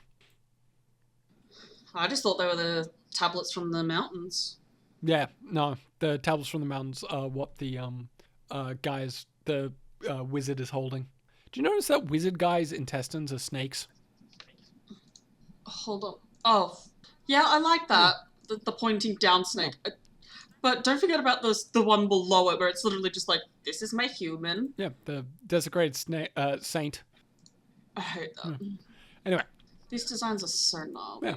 So, speaking of designs, I might as well credit the artist if I can find it easy enough. Mike Frenchina. Mike Frenchina is... What a fucking baller. Yeah, is the artist for Trench Crusade. Well, he's a fucking baller, and honestly, I wish he'd give me a lesson sometime. That body horror shit is so cool. So it was Frenchina's idea in 2016, and he just created art and lore, and then eventually sculptors and rules writers and so on and so forth into it becoming a game. Oh, his work for Fat Shark. I knew I recognized the name. For what? Fat Shark. They make Darktide. Oh, Fat Shark. Yeah. I don't know what I thought I heard, but it was certainly not that. So that is does it for today's episode, and is the end of our ventures into Trench Crusade for now. For now. Yeah. I know the team is releasing new lore on the Prussians at the moment, but we'll get into that another time. Oh, great. Are we going to get some Blood Eagles? I know Blood Eagles are Norse, but Yep. You got the complete wrong location. Like, they're Germanic. I guess you got the fact that they're both Germanic. No, but I mean, like, I mainly mean because Prussia's symbol is an eagle. Yeah, a lot of places' symbols are eagles. It kind of comes back to Rome. Plastic mark. And Rome. And a lot of people wanting to be Rome. And being like, we're the new Rome. Look, we eagles. I know the team is releasing new lore on the Prussians, but we will get into that another time. I'm... there. Sick. Huh? I'm sick. I'm excited to get back into Warhammer. I was telling someone I miss doing fantasy videos. I really enjoy those. 40k is stuff I know, and the research is just me getting the details exact and telling Corgi. While fantasy is, here's a thing I learned this week. It's fucking cool. I just have a lot more fun. And, you know, part of the reason when I was planning my holidays and honeymoon and everything that was going on last year, we were doing 40k was because it's easier for me to do 40k videos. I don't need to research as hard. Or I don't have to, like, pick something from a hat. Like, I'm just like, this is a thing that I know about and I can talk about pretty confidently. But, like, I might do a few bonus episodes here and there, like 10-minute stuff that don't take up the week's releases for Trench Crusade. Just, like, a little addition if they're, you know, small stuff. A little Yeah, because there is some small stuff here and there that I missed, like the Council of Saints and Crusader Knights. I also discovered dragons exist. They have no models. There's no lore. It just says that they have a rule set for dragons, and they just say, hey, you can use this model, this model, this model for like proxies of dragons, or you could just use a dragon model. But the dragons, I don't know whose side they're on. I tried to look into it, and it's all the stuff about the Council of the Dragon for Transylvania, Order of the Dragon. That was it. So I don't know what the deal with the dragons are. Before we go, important channel update. There comes a time where you have to look at a thing you are doing and realize it's just not going to work. And you can keep trying to make a sinking ship work, or you can just cut your losses and move on. And I've always been good at realizing when it's time to cut my losses. With that in mind, I'm abandoning my professional career. I've mentioned briefly that it's beyond frustrating. And like, I'm proud of the work I did, but I haven't enjoyed it in a really long time. It was like good though. I got a message from one of the kids I used to work with from when I worked in schools that he was going to school to train in what I did. So that was like nice. I just was like, make sure you do this, and this for like professional advice. Like make sure you don't keep all of these things in mind. One of them is because you won't pay taxes until the end of the year. Make sure you don't hit the end of the year and be like, I've spent all my money. Shit, I owe $1,000 to the government. Make sure you put money aside for taxes. I'm sure that has fucked so many people in my profession. Like, with that in mind, I'm not a fucking idiot. I'm not going, oh shit, we hit 500 subscribers. Time to quit my job. Also, like, we hit 500 subscribers. Thank you for that. Support means the world to me. Thank you so much. Yeah. But what I'm doing... To you? To us? Yeah. Bitch. Yeah. But what I am doing is I'm going to TAFE, which is like government-funded college, and I'm taking a course in film production. So I can do this show better. And even if that doesn't work out, I can still go into film production because I learned by doing this show, I really enjoy editing. That is just a thing that I really fundamentally enjoy. I have a lot of fun doing it, and I find it just really fulfilling, and I can see a future for me in doing that. Whereas in my old line of work, part of the reason I was so good at it was that I was young, and I'm getting older, and the gap between me and the kids that I work with is growing, and I'm barely with it anymore. And soon I just simply won't be with it. Anyway, the point is that it's a 6-month course. But that does mean the release schedule of Good Morning Ratman might get a little touch and go for a bit. Also, the possibility that the odd assignment might be uploaded to this channel remains to be seen. If it is, it'll be tangentially related to the channel. Like, I'm not going to fucking upload some assignment that's got nothing to do with it. It might, you get the point. Anyway. Also, as I said, thank you to all the support. We missed our 6-month anniversary. It hit just before we went. I think. Jeez, 6 months Yeah, already? it's confusing because we missed a couple weeks. So we're not at the 6 months in the fact that we've released 6 months worth of episodes, but we've been doing this for over 6 months. But I'll take the time to be sentimental and shit now. Seriously, thank you all who have been watching and commenting without getting too much into it. This show has been life-changing, not just in the sense that it caused a fundamental shift in my career path, but my self-confidence prior to this show had been fundamentally shattered, and I didn't feel funny anymore. And I used to be so funny, and I just lost my humor, and part of the show was proving to myself that I am still funny. The person that I was, that loved life, was still there somewhere, and I found him, and I am the best I have been in years, and fuck man, I am funny as fuck. Damn right. I am so funny. So thank you all for stroking my ego. It has been great. Like, even my parents have commented on it, and they're super supportive of the channel, which is great. Like, the last year, like, I see my mum every week because I have to get a thing delivered to her house, and I pick it up. So I talk to her every week. And, like, last year, all the questions were about work and how's my plan going? How am I making it, like, work better?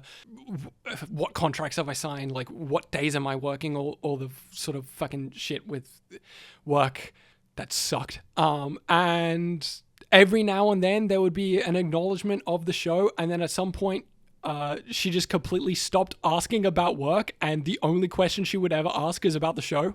Yeah, and like she was telling me that she hangs out with friends, and they ask how I'm doing, and she just shows them my channel and the shorts and I do, and tells them about the show, and that's nice, instead of, the work that fucking sucks.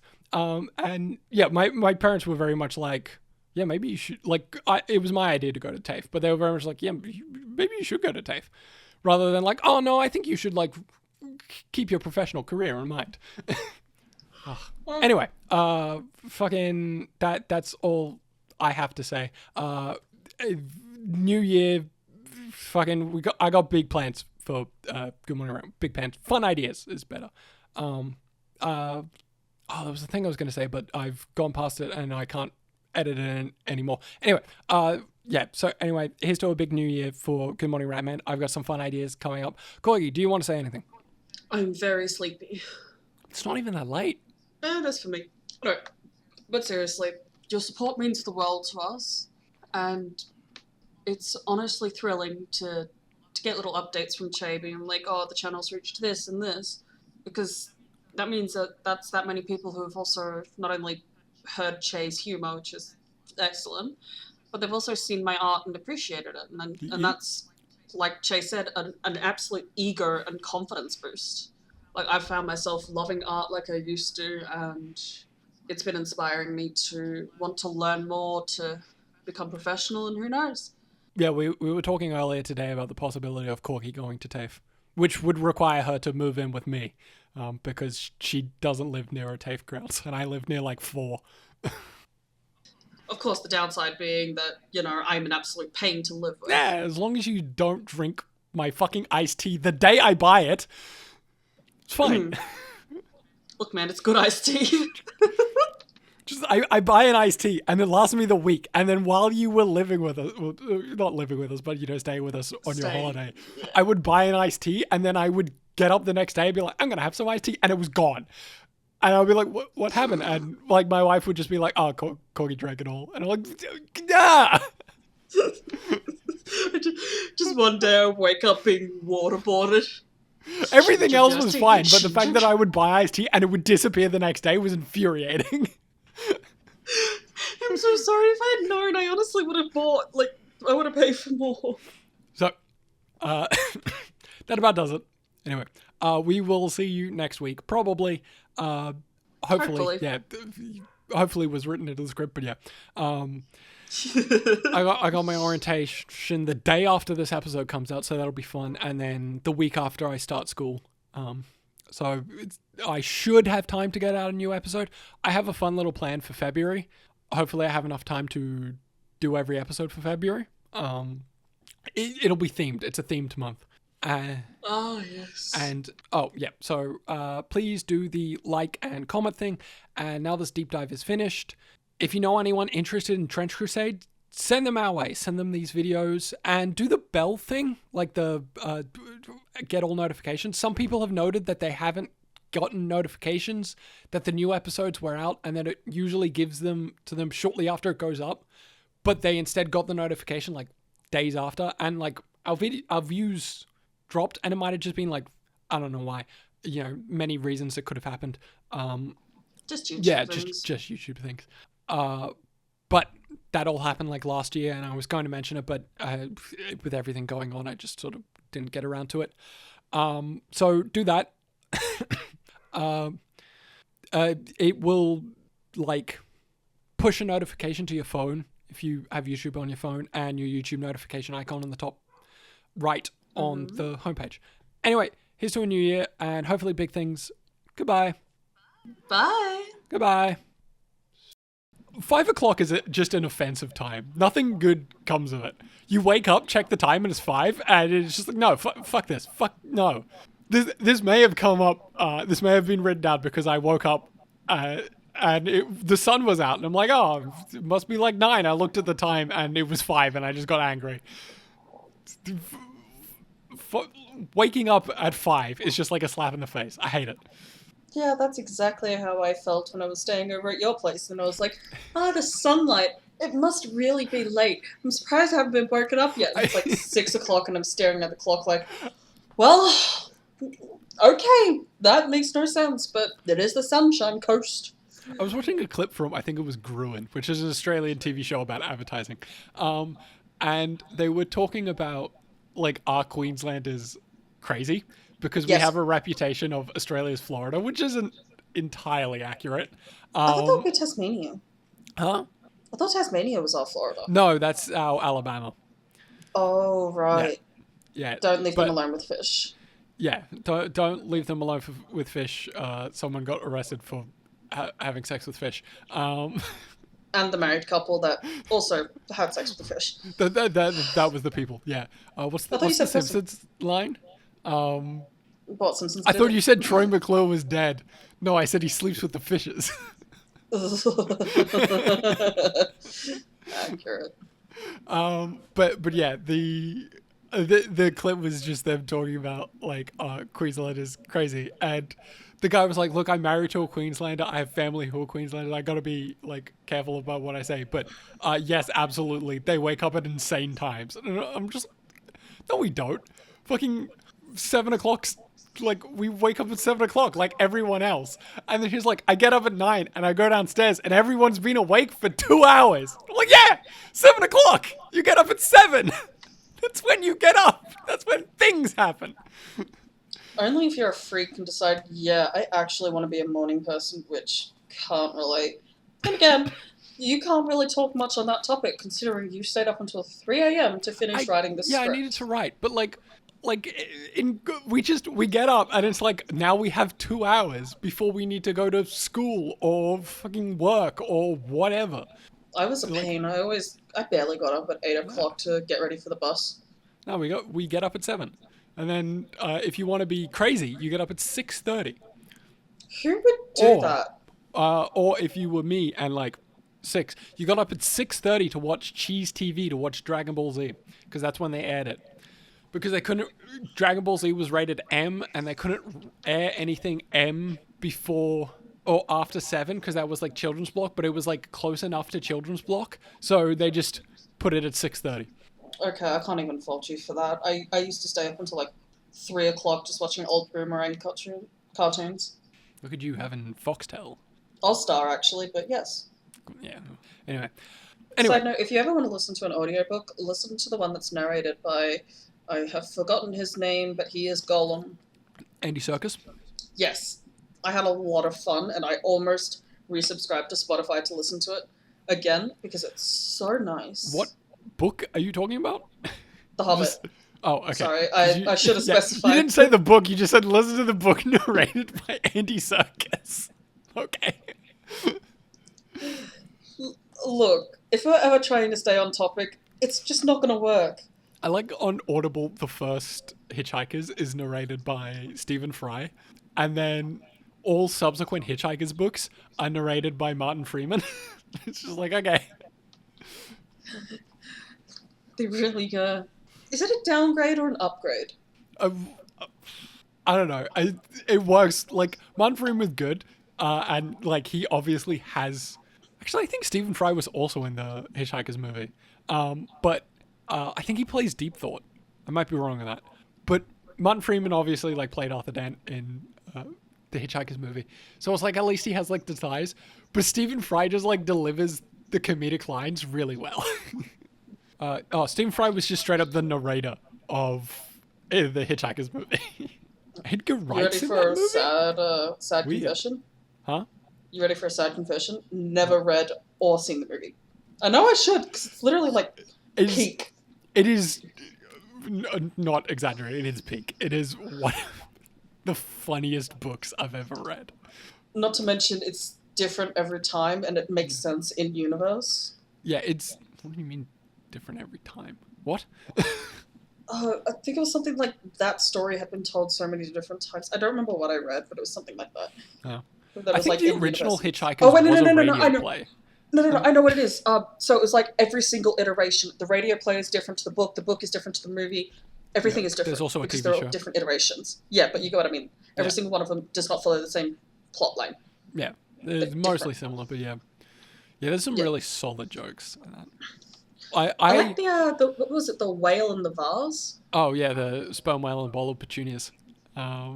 That's a really good joke that gets paid off later on in a different book, and it's really funny. Because the whole thing is the bowl of petunias thinks, oh no, not again. And it's like, oh, that's weird. But the joke is later explained that Arthur Dent keeps killing the same, like, reincarnation exists, and he keeps killing the same guy again and again and again, to the point that he has become cosmically aware of every single reincarnation, because he keeps being killed by the same guy throughout time. And the oh no, not again is because he's being killed by Arthur Dent again. Because Arthur Dent's the one that presses the button. Side note: are we keeping this in the episode? I'll chuck it at the end. Okay, good, because then otherwise people are going to be confused about the whale with a knife staring down petunias. But yeah, it has one of my favorite jokes in it, which is they need to like move somewhere really fast. The second book's so much better than the first book. I cannot explain just how funny the second book is in comparison to the first book. And it helps that like the first book, a lot of the adaptations just sort of recycle jokes from the first book, and then you get to the second book and it's just new jokes. But there's a whole thing where they need to go somewhere really fast, and they're in prehistoric Earth, and they're just like, one of them's just like, we gotta fly. And Arthur's just like, what the fuck do you mean we've got to fly? And it's like, well, we'll fly there. And then it's just like, how will we fly? And then we'll just fly. You know, you can just fly. Logic. And the guy's like, what? No, we can't. And it's like, yeah, it's hard to do, but once you get the hang of it, you can do it. You just got to learn to throw yourself at the ground and then miss, and then you fly. So you got to really focus in when throwing yourself at the ground. Really, really focus in. I'm going to hit this ground. I'm going to hit this ground. And then you need to get distracted at the last possible second. And just before you hit the ground, you'll miss. And therefore you're flying. And like then it narrates the whole like Arthur just repeatedly throwing himself at the ground, and then I think he sees a squirrel or something, and he just takes off into space. It's a great book. Yeah, maybe I'll have to read that after this episode, along with very many others. Yeah. Anyway, that's with end of video content. Some of that was not end of video content, and then I got to talking about Hitchhikers, one of the best books. Being a bigger thing, which with being a bigger thing, Jesus Christ, I can't write. Being a bigger a thing, which movies and games about them, but then when looking for it all, you're back yet? I wasn't even gone. Wow, you said that you were going, No. and then you were like, wait, say what you were going to say. No. Ah, fucking. So we've I just was been just sitting drawing here in the- 5 minutes of silence because I was waiting because you were like, "I'm gonna go," and then you changed your mind because you needed me to finish a sentence, and then I said, "Okay, go do your thing," and then you just went, "Okay," and then you never left. I'm sorry, I was drawing trench ghosts. Okay. Oh my god, that's Dumbest staying moment part. This is the dumbest part of the podcast that's ever happened. Anyway. in. Fuck. Oh, I'm so sorry. When does this end of video content? You're back. Okay, we just left off at Wolf Assault Beasts. Yeah. Can't imagine wanting Oh to. man, so back in the day, right? I used to frequent fucking Roman Facebook groups till they got all weird and racist. How long did that take? When people started getting more weird and racist online, like they were always there, but there was a point where they just sort of like flipped, and it was like, oh, I can be like openly racist now, and it was like, oh no, so like 2017, I think. Sounds about right. 2017, 2018. But they like, it was a lot of like Roman memes, and that was it. It wasn't like, oh, I fucking love Rome. I'm not one of those weird guys who's just like, all I do is think about Rome and how Rome applies to current modern life. That's weird. And I remember sitting on a train with a conspiracy theorist. I wasn't like talking to him. He was talking to some poor woman next to me. And he was just like, oh, like me calling him a conspiracy theorist is not like being like, oh, this guy was weird. He was a conspiracy theorist. He said to this woman, like, you know, I'm a conspiracy theorist. And it was just like, oh my God, this poor woman, please just leave her alone. She was not into it. I don't know. It seemed like they knew each other, but like maybe it was like a first date and he was just like, I'ma be fucking weird. Well, at least he got it out on the first yeah, day. but he was just like, oh, you know, and everything that's happening these days is like the fall of Rome, and we're living through the fall of Rome. And it's like, oh my God, dude, read a fucking book. Is this like the fall of Rome? Do you know why Rome fell? Because it's not. Also, like, people like the fall of Rome in the 1400s and not, you know, when it actually fell, which was 1453. But, you know, cool. You know, 1400s? I mean, 400s. Not when it actually fell in the 1453. But, point of the story, I used to be in that group. And there was this whole joke. Because everyone wants to be the third Rome, right? So you've got first Rome, and then you've got second Rome, which is the Byzantine Empire, which is actually second Rome. Like, they were the continuation of the Roman Empire. It was the Eastern Roman Empire and the Western Roman Empire, and the Western Roman Empire fell, and the Eastern Roman Empire kept going until 1453. But the Russia is quote unquote third Rome because the Russian royal family married into the Byzantine family, so the Russian royal family is descendants of the Roman Empire, right? Mm-hmm. But, you know, Roman Empire, the family changed constantly because it was part of the reason what caused Rome to fall was constant backstabbing and power plays and everything, all that. But it became this joke and this meme of who's the third Rome, and people would present why their country is third Rome. And I would think the Ottoman Empire, personally. Yeah, I mean, they have some claim to it, being that they literally replaced the Roman Empire. They took it out and went, we're the Roman Empire now. Look at me, I am the captain. Yeah, but they, like, everyone presented their ideas, and it was, like, people were genuinely heated about it, and were like, no, my country is definitely the third Rome, because people are weird. But then someone went, Australia was the third Rome. No. Rome, founded by Romulus, a criminal. Australia, founded by criminals, third Rome. And that was their argument. And everyone went, yep, okay, 100%. Australia, third Rome. And everyone just universally agreed. Australia, third Rome. Nation founded by criminals. Rome was a nation founded by criminals. Therefore, third Rome. And it became a thing that it eventually, like, broke containment. And every now and then I see it get suggested as someone be like, everyone knows third Rome is Australia. And it's met with people who weren't in this community, like, back when this whole thing happened. So it's just people being like, you... What? No, you idiot! Australia? You fucking idiot! You fucking loser! You stupid fuck! Australia? It's great. I love it. Oh, I love our country. Yeah,